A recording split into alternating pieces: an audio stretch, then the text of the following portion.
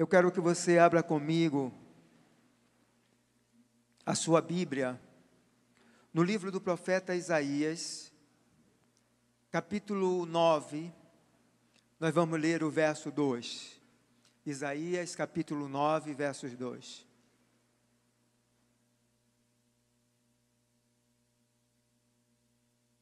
Diz assim a palavra de Deus: o povo que andava na escuridão viu uma forte luz. Na versão mais antiga diz assim: o povo que andava em trevas viu uma forte luz. A luz brilhou sobre os que viviam nas trevas. Eu vou repetir. O povo que andava na escuridão viu uma forte luz. A luz brilhou sobre os que viviam nas trevas. Aleluia. Pai, nós oramos agora pelos teus filhos. Oramos, ó Deus, por esta palavra. Que teu Espírito Santo venha trazer dentro de nós uma revelação fresca, uma revelação rema da tua palavra. E que toda mentira de Satanás agora mesmo seja quebrada, todo sofisma de Satanás. Que os teus filhos ouçam e sejam alcançados por esta palavra. Que haja cura, haja libertação sobre eles, Pai Santo. Fala conosco agora de uma forma muito especial, porque eu sei que o Senhor já falou esta noite de muitas maneiras. Agora fala, Senhor, conosco. É o que te pedimos no nome poderoso de Jesus. Amém, amém e amém. Diga comigo, Espírito Santo, eu estou pronto para ouvir a tua voz. Aleluia, glória a Deus. Amém. Eu quero nesta noite falar sobre o tema, a vitória de Cristo sobre as trevas. Esse texto de Isaías, capítulo 9, ele vai retratar sobre o nascimento de Jesus. Mas antes de chegar até a anunciação do nascimento de Cristo, no verso 6, Jesus, ele vai nos dar uma ideia, uma visão de como estava o povo que vivia naquela região. O que estava acontecendo com eles. Ele diz que toda aquela região estava sendo tomado pelas trevas. Quando as trevas entram em um lugar, quando as trevas entram em uma região, quando as trevas dominam a vida de uma pessoa, a Bíblia vai nos dizer que esse domínio das trevas, ele traz dor. Ele traz dor física, ele traz dor na alma. E tem pessoas que vivem continuamente sobre os domínios das trevas, vivem em constante dor. E às vezes ele tenta se livrar dessa dor, mas não consegue. Às vezes vai ao médico, toma remédio, e essa dor ela não passa. Porque essa dor ela vem de uma ação maligna. Ela vem dos domínios das trevas, e ela não consegue se libertar da dor, vive continuamente sobre dor. Eu me lembro que uma vez eu fui orar por uma senhora, e essa senhora por muitos anos ela viveu sobre o domínio das trevas. Por muitos anos ela vivia envolvida em magias, em feitiçaria, e agora ela estava muito doente. E a filha dela me chamou e disse: vai na minha casa orar por ela. E ela não conseguia dormir. E quando eu cheguei perto daquela senhora para orar, o Espírito de Deus mandou que eu orasse por ela, para que toda aquela dor cessasse. E eu orei e disse: esta noite você vai dormir. E naquela noite ela dormiu. E ela não sentiu dor. Porque a dor que ela estava era além de uma dor física, era além de uma dor só da enfermidade, mas existia uma dor causada pelas trevas. Tem pessoas que estão, mesmo na igreja, estão vivendo embaixo dessa dor. E eu quero profetizar que Deus hoje vai tirar a dor que há em você. Essa dor que é causada pelas trevas, Deus vai tirar de você, da sua vida, em nome de Jesus. As trevas também, elas trazem tristeza. Nos versos que se seguem, a palavra de Deus vai dizer que Ele vai tirar toda a tristeza e vai transformar aquela região, aquele povo, em um povo alegre. Quando as trevas dominam as nossas vidas, nós vivemos em uma constante tristeza. Não importa o que aconteça, não importa quantas vitórias nós tenhamos alcançado, mas a tristeza está sempre lá, sempre contínua. Mesmo que você ganhe uma promoção, mesmo que você ganhe um aumento de salário, mesmo que você ganhe um neto, um filho, mesmo que você se case, mesmo que você ganhe uma casa nova, mesmo que você ganhe móveis novos, ainda assim você continua triste, porque as trevas ela têm dominado a sua vida. Você não consegue se alegrar com nada.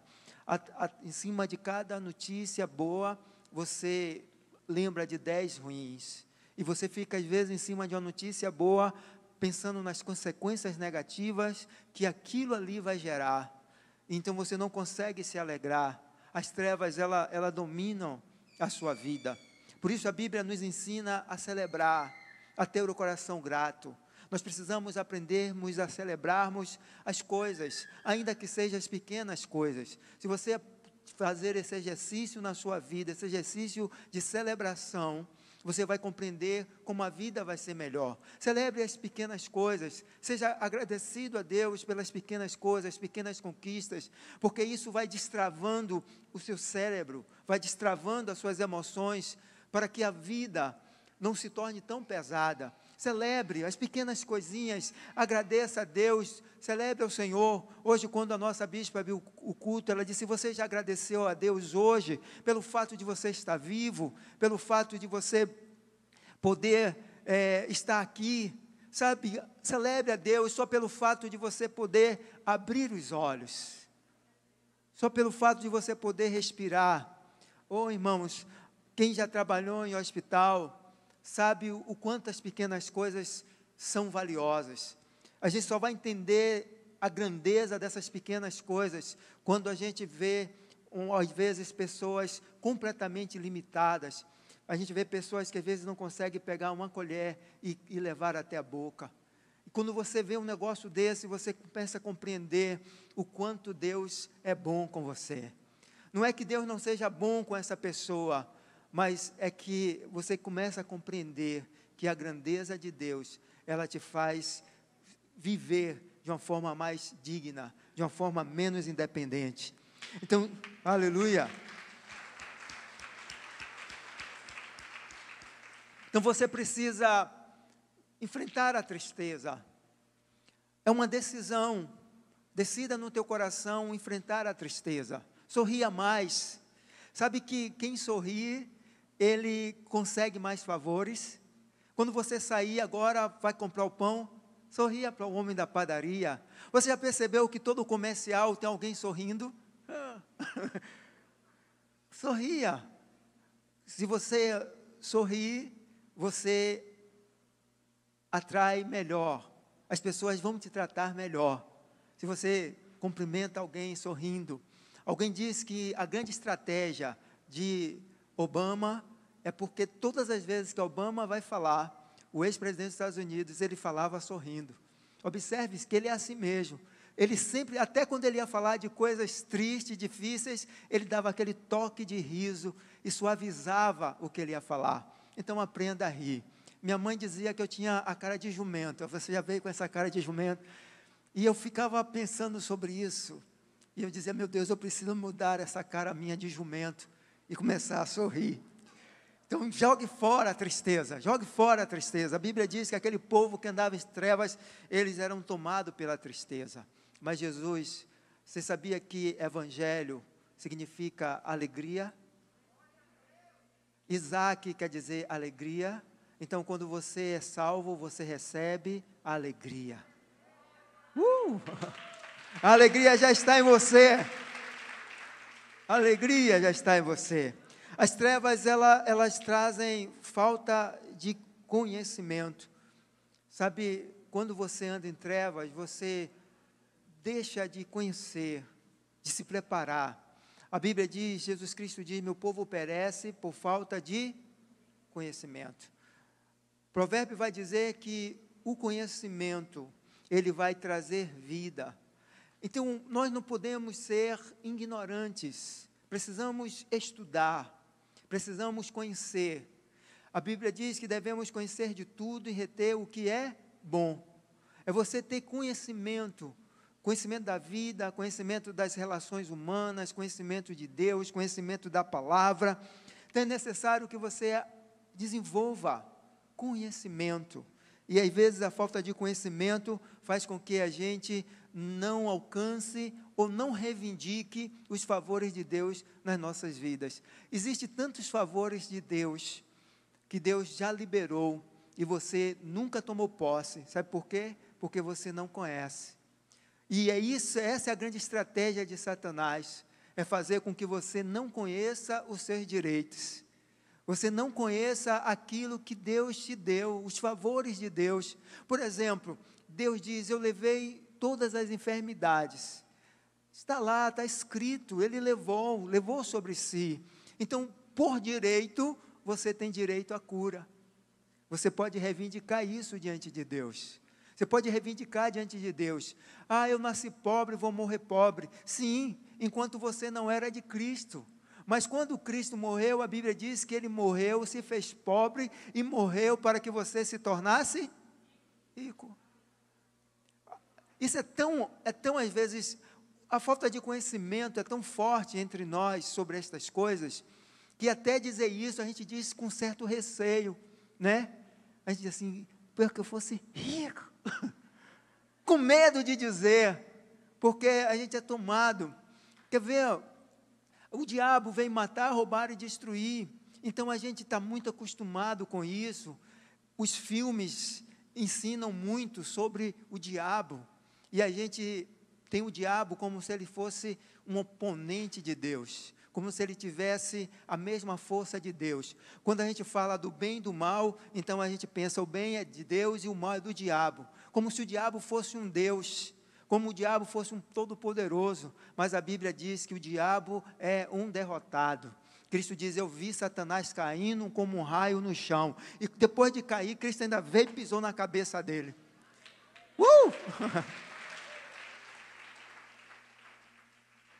E aí nós tememos o diabo. A Bíblia diz, o que está em você é maior do que o que está no mundo. Mas nós, às vezes, não tomamos posse do conhecimento. E esse conhecimento tem dado lugar, a falta de conhecimento tem dado lugar às trevas. As trevas têm tomado conta, porque nós não nos achamos merecedores de tantas coisas que Deus fez por nós. As trevas, ela traz uma destruição coletiva.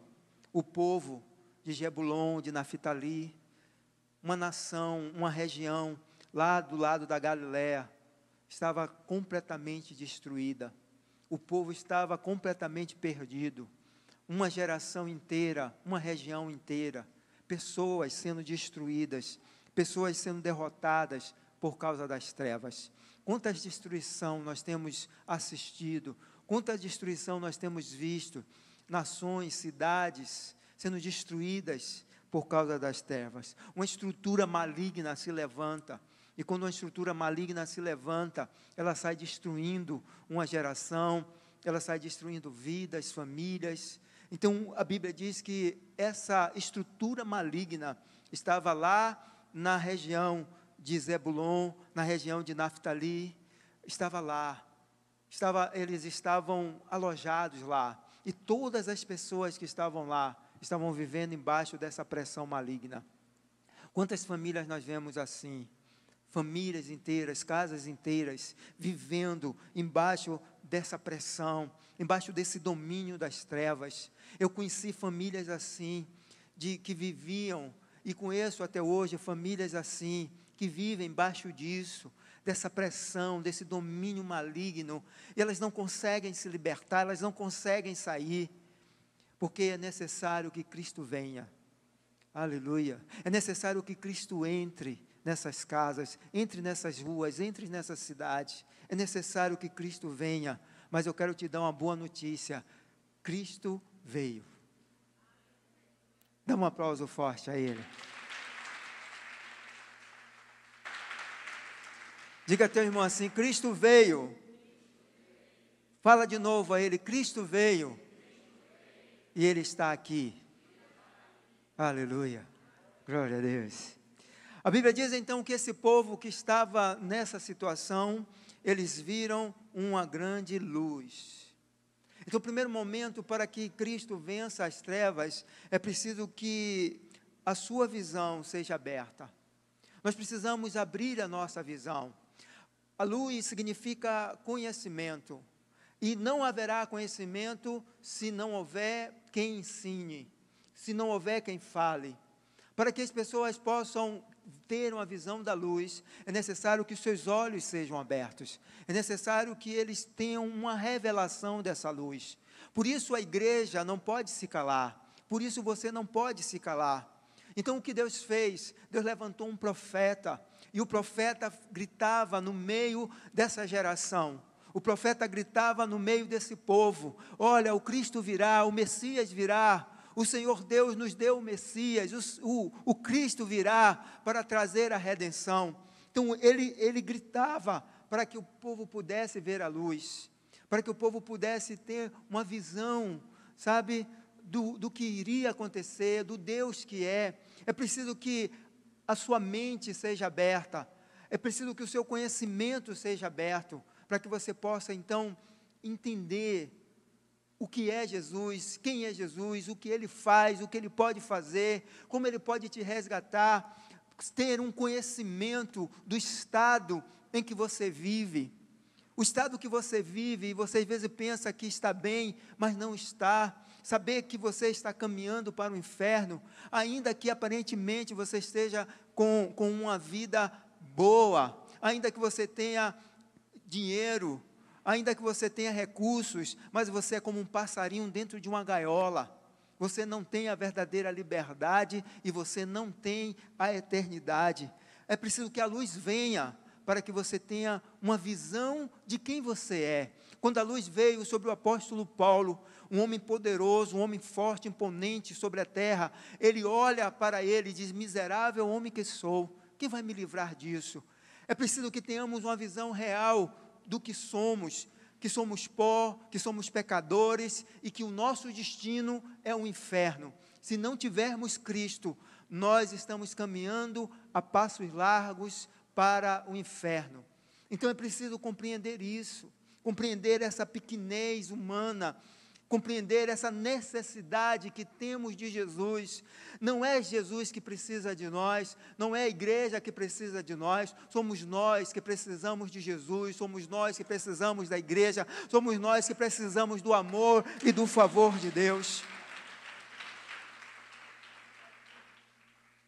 Precisamos voltar a ensinar sobre estas coisas, a entender sobre isso, porque sem esse entendimento, não haverá visão, e sem visão, nós não conseguimos enxergar o caminho, não conseguimos enxergar para onde estamos andando, e às vezes pensamos que o que estamos vivendo é bom, é perfeito, mas não é agradável a Deus, não é a vontade de Deus. Então a Bíblia diz que aquele povo estava vendo toda essa destruição, mas uma luz raiou.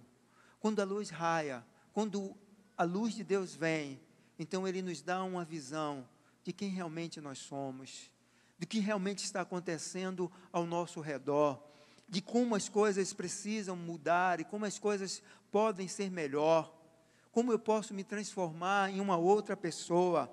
Então é preciso que venhamos a conhecer Deus, quem é Deus, o que Deus faz. Precisamos conhecer a nossa estrutura humana de corpo, alma e espírito. Entender que esse espírito sem Deus, ele está morto.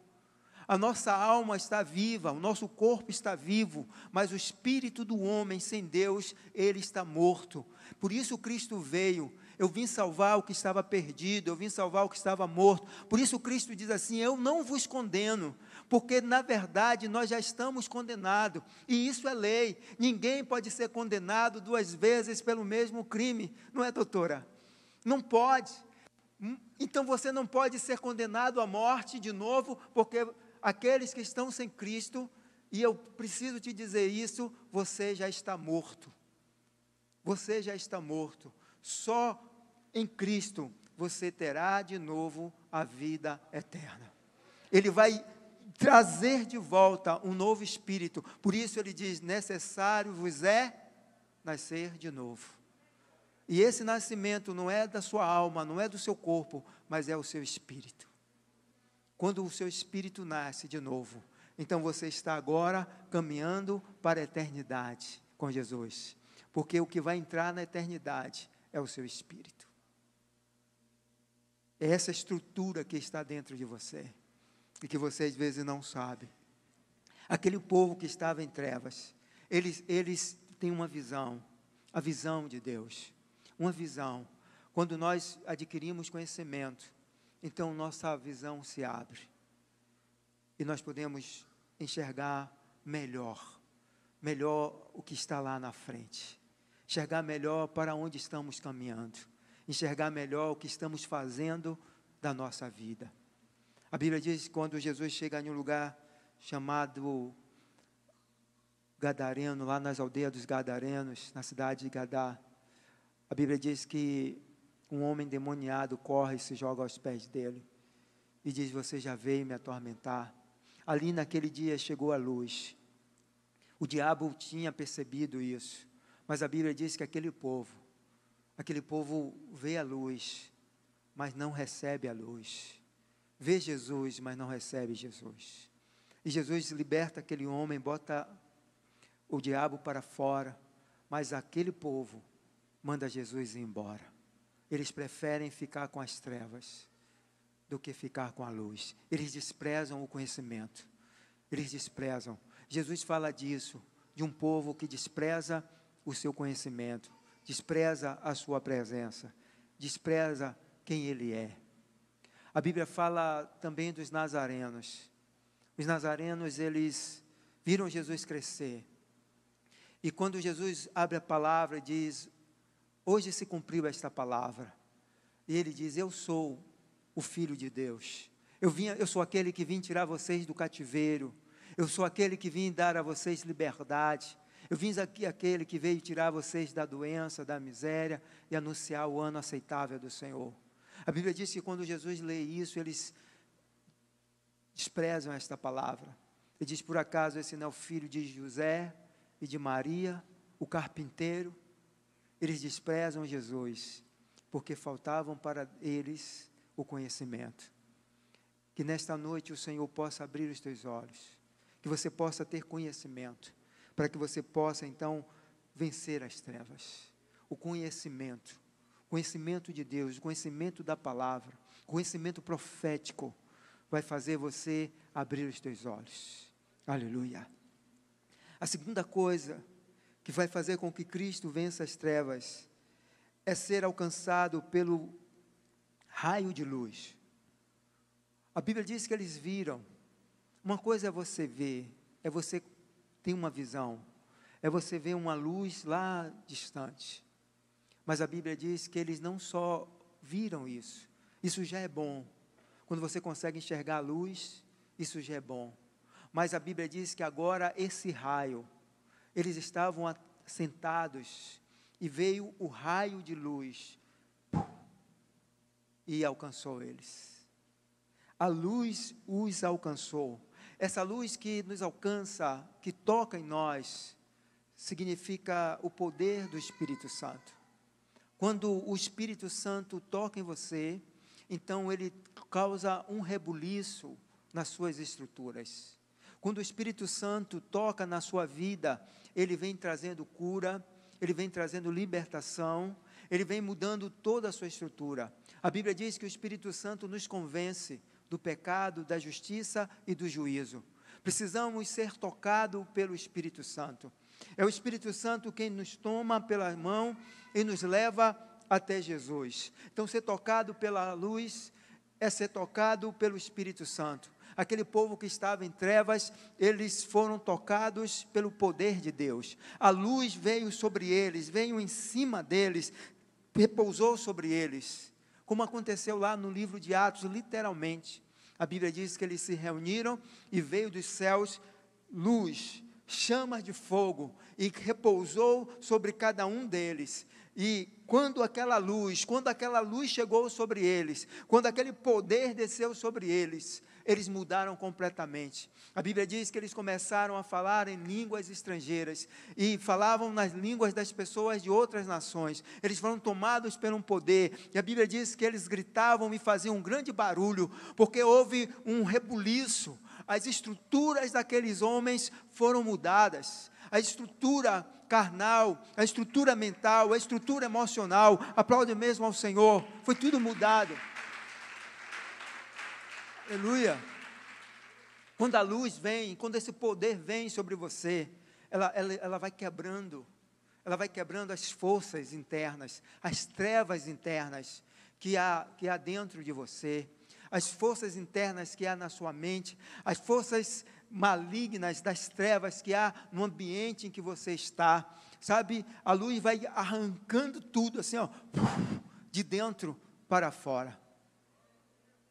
Então a Bíblia diz que aquele povo que estava sentado, e aí nós encontramos aqui uma visão de paralisia. Paralisia. Quantas coisas estão paralisadas na sua vida? Quantos sonhos estão paralisados na sua vida? Quantos propósitos estão paralisados na tua vida? Você não anda mais, você não sonha mais, você não tem mais projetos, tudo que você começou paralisou, você não consegue andar, você não consegue pensar, você não consegue se ver realizando mais nada, está tudo travado, está paralisado.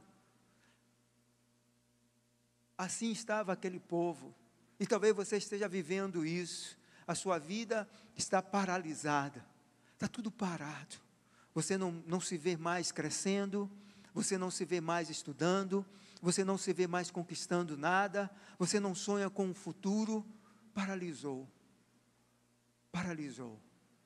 Estava assistindo uma palestra sobre uma neurocientista, e eles estão fazendo um estudo sobre sonhos, e eles chegaram a uma conclusão, que quando a pessoa para de sonhar, eu estou falando do sonho mesmo, sonho do sono, quando a pessoa para de sonhar, ela começa a desenvolver depressão, ela começa a desenvolver tristeza e angústia. Eles chegaram à conclusão que o sonho, ele desperta o nosso inconsciente e faz com que possamos viver melhor, ter uma expectativa de vida melhor, vivermos com mais esperança. Por isso eles dizem, é importante que você durma bem e que você sonhe. Aí tem pessoas que dizem assim, eu estou dormindo e não estou mais sonhando. Eu quero profetizar que você vai começar a sonhar, nem que seja um pesadelo, mas sonhe.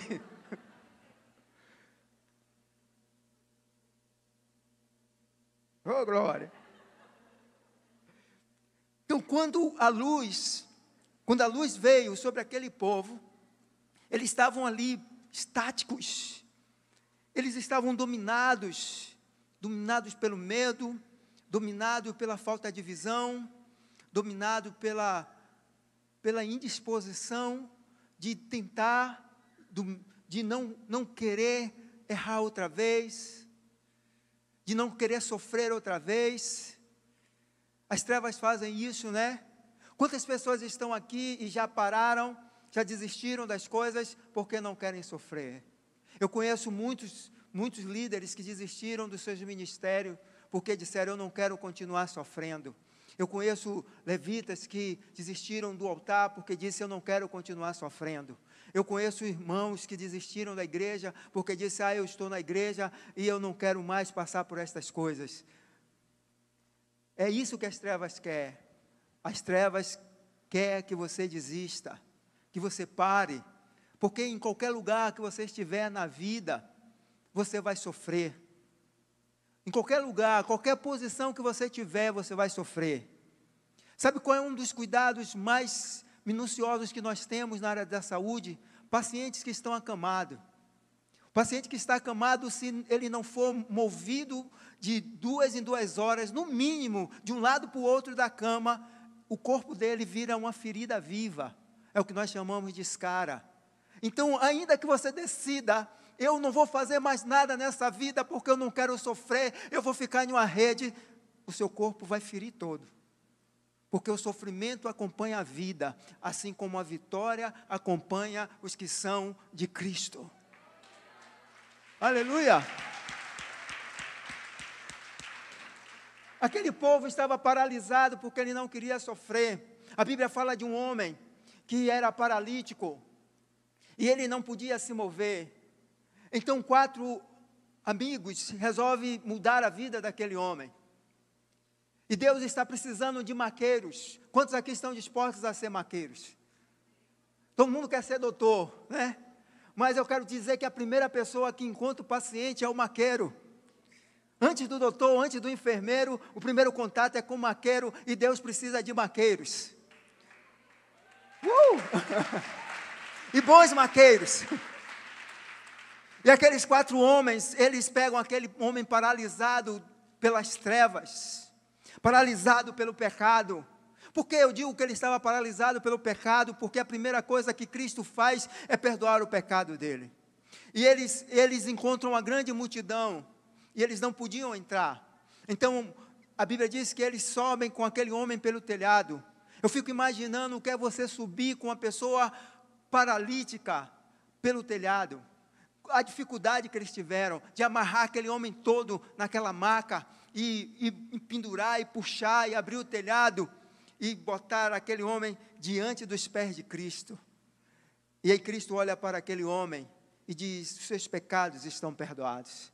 E aí alguém que está lá, que não quer que você saia das trevas, que não quer que a sua vida mude, começa a dizer: quem é esse que está perdoando o pecado? Aí Jesus olha para eles e diz assim: o que é mais fácil?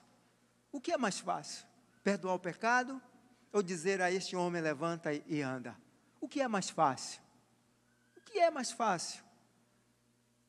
É perdoar um pecado ou dizer ao paralítico: levanta e anda?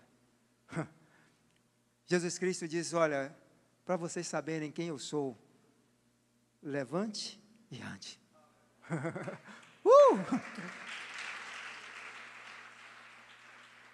Aqui estava sentado, amarrado nas trevas. Cristo veio para te dizer: levanta e anda, volte a sonhar, volte a viver, volte, não tenha medo de sofrer, porque eu vou estar contigo, assim diz o Senhor. Não tenha medo de arriscar, não tenha medo de ir em frente, não desista.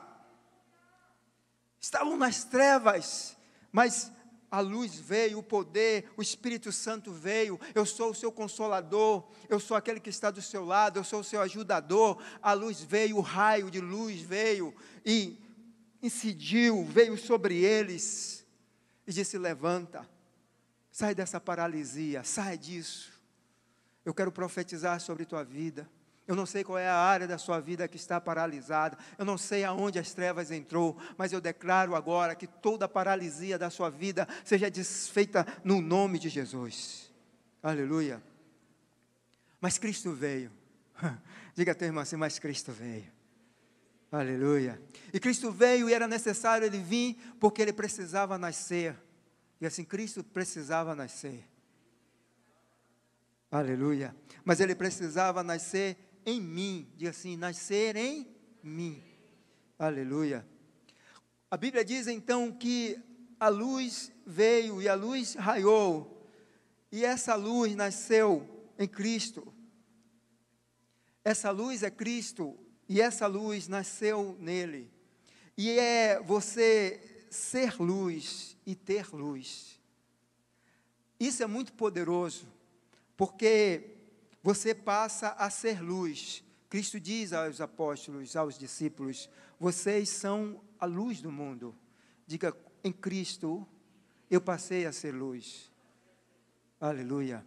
Então, o apóstolo Paulo vai traduzir isso dizendo assim: você tem a mente de Cristo. Diga assim: eu tenho a mente de Cristo. O que eu preciso então é desenvolver essa mente, porque eu já tenho essa mente. Então, eu sou luz. Diga: eu sou luz. Diga de novo: eu sou luz. Eu tenho a mente de Cristo. Você precisa pensar assim. Você precisa conceber isso. Eu sou luz, eu tenho a mente de Cristo. Você precisa pensar como Cristo pensava.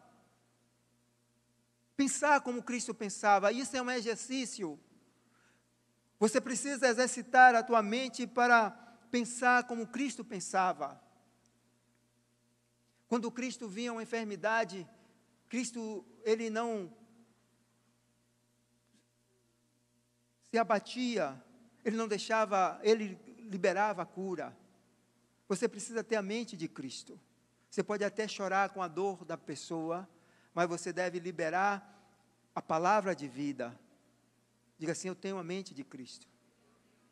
Quando você vê uma situação negativa, você libera a palavra de vida. Você deve liberar a palavra de vida dentro de você. Quando Cristo estava orando em João 17, ele diz: Pai, eu quero ter contigo a mesma glória que eu tinha antes.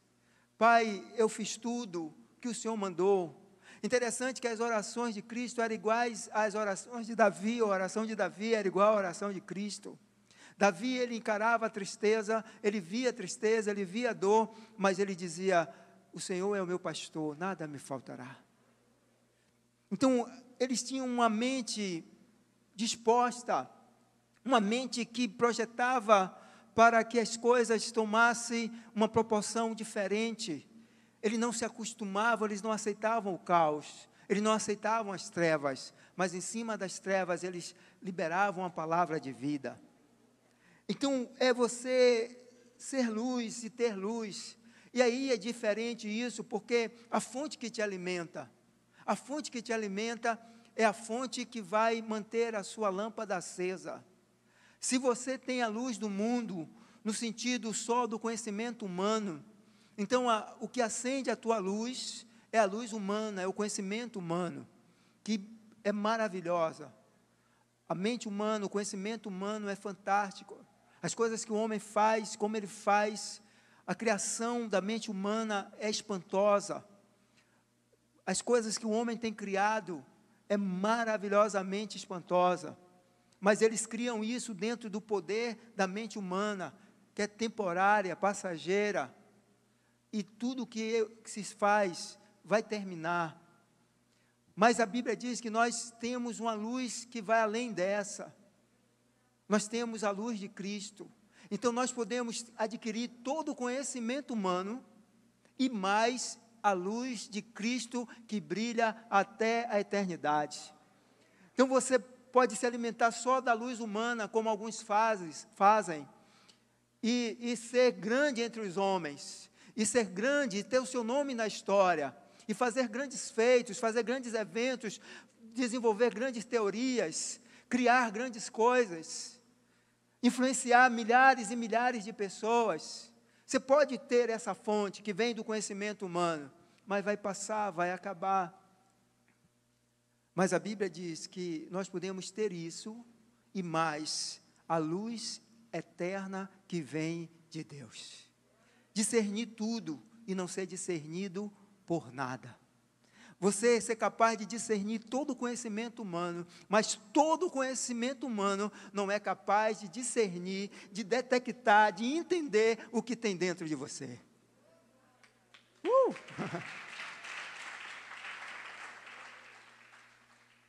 Então, quando Cristo é gerado em nós, é gerado esse poder.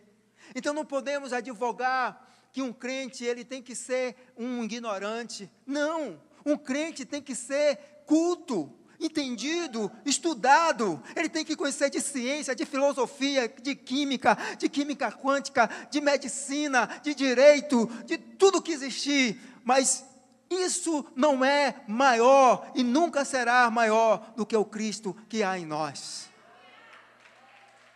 Porque tudo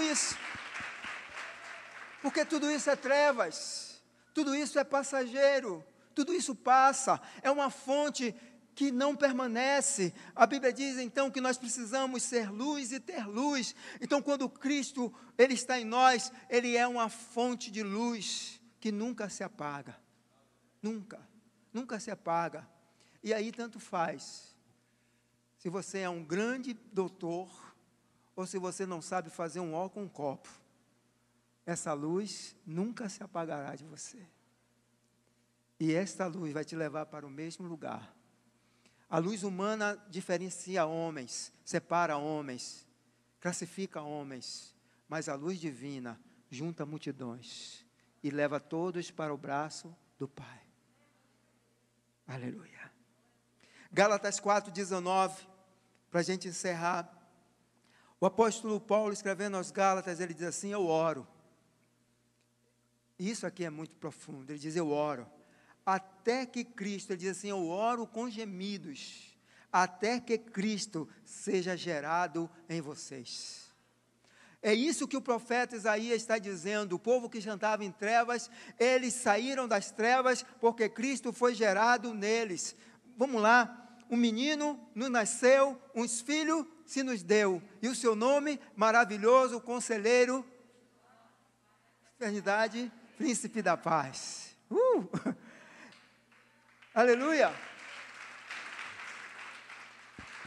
Então o profeta vai dizer: toda essa estrutura de dor, de tristeza, de angústia, tudo que tem destruído a sua vida, será mudada, porque um menino foi dado, um menino foi gerado dentro de vocês, uma força, um poder, um Deus, foi gerado dentro de você. Aí o apóstolo Paulo, quando vê que os Gálatas estão caminhando para a loucura, estão caminhando para a religiosidade, estão caminhando para as trevas, ele disse: eu vou me colocar de joelho e eu vou gemer, chorar, gritar, até que Cristo seja gerado em vocês. E esse é o grande desafio da fé. Não é só que você aceite Jesus, não é só que você mude de vida, mas é que você receba uma nova vida e que Cristo seja gerado em você.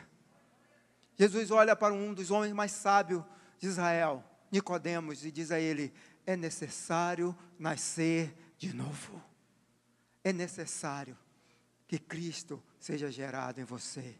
É necessário que esse Cristo, ele veio, mas ele não veio só para andar no mundo, ele não veio só para ensinar uma fé, ele não veio só para liberar paz, ele não veio só para liberar cura, ele não veio para trazer um novo ensinamento, ele veio para fazer com que você nascesse de novo. E esse nascer de novo significa ser uma nova criatura, e agora não ser mais cidadão da terra, não ser mais filho dos homens, e ser legitimamente filhos de Deus. E saber que temos um lugar nos céus. Poder gozar de toda estrutura do reino de Deus na terra. Toda estrutura do reino de Deus nós podemos gozar na terra. E, além disso, viver eternamente com o Senhor. Cristo veio para desfazer as trevas. E como é que ele fez isso? Gerou fonte de luz. Gerou seres humanos cheios da glória de Deus. Seres humanos que estão refletindo a glória de Deus. Talvez você não saiba, você não perceba, mas quando as pessoas olham para você, elas veem a glória de Deus. Você não sabe o quanto isso, mas elas estão vendo. Por isso que quando um crente erra, incomoda. O crente faz uma pequena falha, incomoda. As pessoas falam, comentam, porque as pessoas, quando olham para um crente, eles veem a glória de Deus. E a glória de Deus não pode ser maculada. A glória de Deus não pode ser manchada. Porque Cristo nasceu em você. Amém. Diga: eu tenho Cristo dentro de mim. Aleluia. Fica de pé.